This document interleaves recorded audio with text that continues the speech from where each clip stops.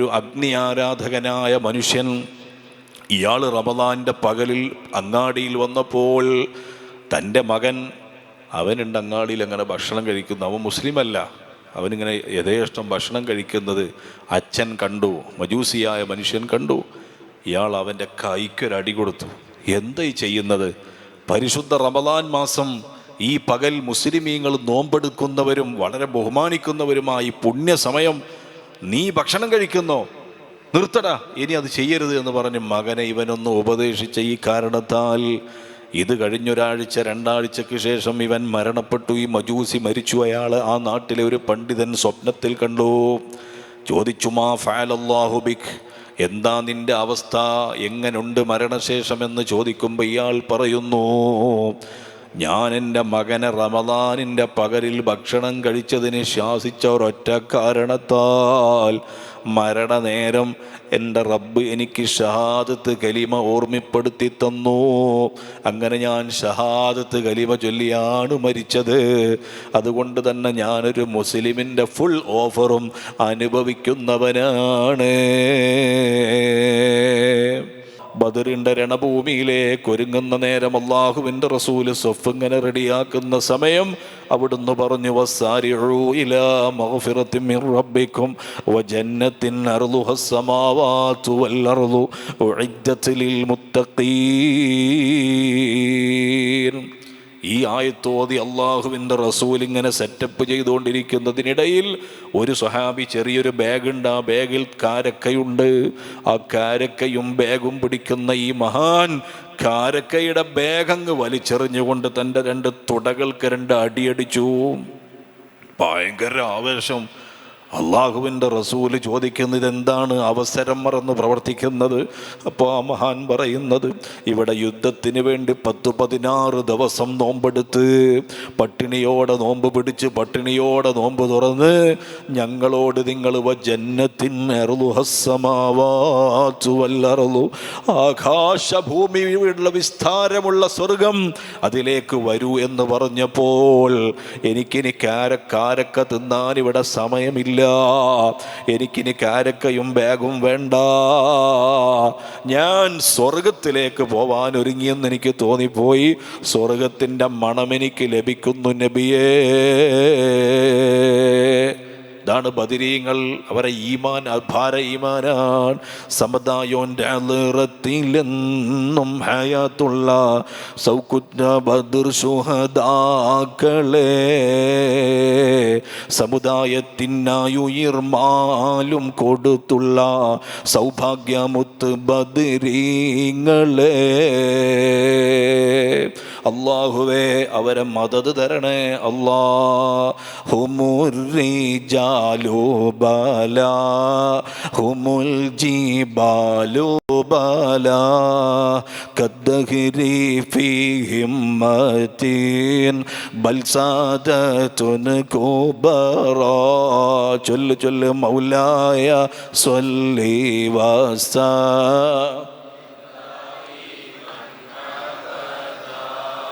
അലാ ഹബീബിക ഖൈറിൽ ഖൽഖി കുല്ലിഹിം. ബദരീങ്ങളിൽപ്പെട്ട മഹാന് ബദർ യുദ്ധത്തിലേക്ക് അള്ളാഹുവിൻ്റെ റസൂൽ ഒരുക്കുമ്പോൾ അദ്ദേഹത്തിന് വരി നിൽക്കാൻ തോന്നുന്നില്ല. അദ്ദേഹം ചാടുകയാണ്. എനിക്ക് ബദറിലേക്ക് പോകണം, യുദ്ധം നടക്കണം, എനിക്ക് സ്വർഗത്തിൻ്റെ മണം ലഭിക്കുന്നു.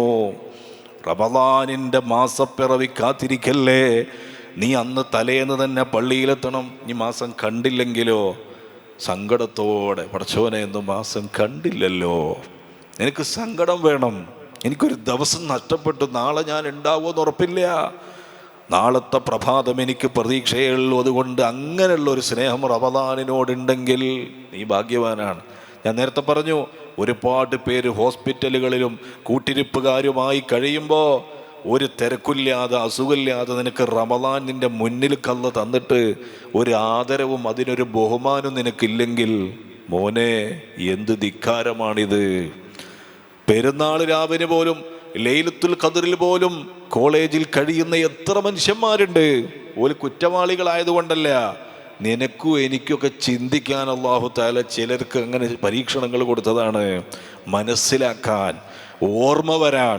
ഇത്രയും വലിയൊരു ഹോസ്പിറ്റലിൻ്റെ അടുത്ത് താമസിക്കുന്ന നമ്മൾ ചിന്തിക്കണം, എത്ര ആളുകളാണ് പടച്ചവനെ ഒരു സ്വസ്ഥതയില്ലാതെ കഴിയുമ്പോൾ ആരോഗ്യം തന്ന റബ്ബേ, ഒരു 2 മണിക്കൂർ മുമ്പ് പള്ളിയിലൊന്ന് പോയി റമദാനിനൊന്ന് സ്വീകരിച്ചത് കൊണ്ട് എനിക്കെന്ത് വരാനാ, എനിക്കെന്ത് നഷ്ടം വരാനാ? അടുത്ത റമദാൻ എനിക്ക് പ്രതീക്ഷയല്ലേ ഉള്ളൂ. അള്ളാഹു റമദാനു ഷരീഫിനെ ശരിക്കും സ്നേഹിക്കുന്നവർ അള്ളാഹു ഉൾപ്പെടുത്തട്ടെ. ആമീൻ. ഞാൻ പറയാൻ കാരണം, നമുക്ക് കിട്ടുന്ന അനുഗ്രഹത്തിന് നന്ദില്ലെങ്കിൽ അള്ളാഹ് പിൻവലിച്ച് കളയും. ഉദാഹരണം, ഒരാൾക്ക് അള്ളാഹു പണം കൊടുത്തു, അയാൾക്ക് തോന്നുകയാണ് ഇതിൻ്റെ പവർ കൊണ്ട് കിട്ടിയതാണെന്ന് കരുതിയാൽ അയാൾ അപകടത്തിൽപ്പെടും. നേരെ മറിച്ച് ഇതിൻ്റെ റബ്ബെന്നെ പരീക്ഷണത്തിന് വേണ്ടി തന്നതാണ്. ലിയബുലുവനി, അവൻ എന്നെ പരിശോധിക്കുകയാണെന്ന് ചിന്തിക്കുന്ന എത്ര നല്ല മുതലാളിമാരുണ്ട്. യുവാവേ, നിന്റെ യൗവനം അല്ല നിനക്ക് തരുന്നത് പരീക്ഷണത്തിനാണെന്ന ബോധം വേണം. നിന്റെ ഓരോ അനുഗ്രഹങ്ങളും എന്നാലോ നമ്മൾ നന്ദിയുള്ളവരായിത്തീരും.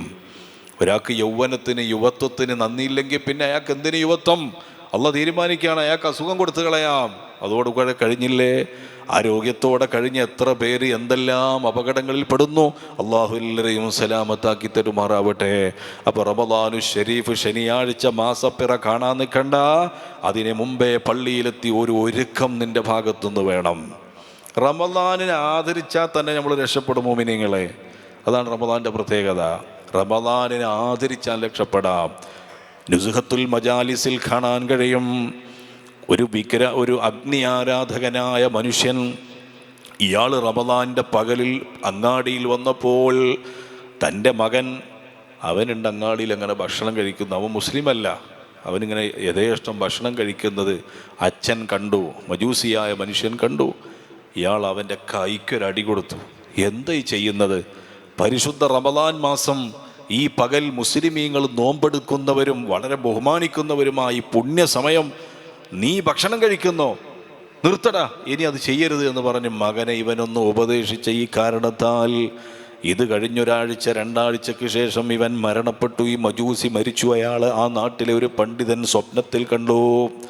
ചോദിച്ചു, മാ ഫഅലല്ലാഹു ബിക്, എന്താ നിന്റെ അവസ്ഥ, എങ്ങനുണ്ട് മരണശേഷം എന്ന് ചോദിക്കുമ്പോൾ ഇയാൾ പറയുന്നു, ഞാൻ എൻ്റെ മകനെ റമദാനിൻ്റെ പകലിൽ ഭക്ഷണം കഴിച്ചതിന് ശാസിച്ച ഒരൊറ്റ കാരണത്താൽ മരണനേരം എൻ്റെ റബ്ബ് എനിക്ക് ഷഹാദത്ത് കലിമ ഓർമ്മപ്പെടുത്തി തന്നു. അങ്ങനെ ഞാൻ ഷഹാദത്ത് കലിമ ചൊല്ലിയാണ് മരിച്ചത്. അതുകൊണ്ട് തന്നെ ഞാനൊരു മുസ്ലിമിൻ്റെ ഫുൾ ഓഫറും അനുഭവിക്കുന്നവനാണ്. ഷഹാദത്ത് കലിമ ചൊല്ലാത്ത ഒരു അമുസ്ലിം മരണനേരം റബ്ബയാക്ക് ഷഹാദത്ത് കലിമ ഓർമ്മപ്പെടുത്തി കൊടുത്തില്ലേ? എന്താണ് കാരണം? തൻ്റെ മകൻ റമദാനിനെ അവഹേളിക്കുമോ എന്ന് കരുതി. കാരണം അവനത് പ്രശ്നമല്ല, പക്ഷെ അവനത് ചെയ്തപ്പോൾ ഒന്ന് ഉപദേശിച്ചു ഈ മനുഷ്യൻ. ഈ ഒരൊറ്റ കാരണം കൊണ്ട് അയാൾക്ക് ഷഹാദത്ത് കലിമ കിട്ടിപ്പോയിട്ടുണ്ട്. അതുകൊണ്ട് തന്നെ മുസ്ലിമേ, നീ ആദരിക്കാൻ പഠിക്കണം. അനാദരവിൻ്റെ കാലത്താണ് നമ്മളുള്ളത്. അപ്പക്ക് ബഹുമാനില്ല, ഉസ്താദിന് ബഹുമാനില്ല, മുത്തല്ലിമീങ്ങൾക്ക് ബഹുമാനില്ല. എല്ലാവരെയും ധിക്കരിക്കുക, ആരെയും ചോദ്യം ചെയ്യാമെന്നൊരു നിലവാരത്തിലാണ്. അത് മാറണം, അത് മാറ്റേണ്ടതുണ്ട്. മറിച്ച് എല്ലാത്തിനോടും ഒരു റെസ്പെക്റ്റ്, ആദരവ്. പള്ളിയിലെ ഖത്തീബ് അദ്ദേഹത്തോടൊരു ആദരവ്, മുത്തല്ലിമീങ്ങൾ അവരോടൊരു ആദരവ്, എല്ലാവരെപ്പോലെയും അവരെയും കാണുക എന്ന സിസ്റ്റം ശരിയല്ല. അതുകൊണ്ട് തന്നെ ആദരവ് റമദാനിനോടും നമുക്കുണ്ടാകണം. അല്ലാഹു ആദരിക്കുന്നവരിൽ നമ്മൾ ഉൾപ്പെടുത്തുമാറാവട്ടെ.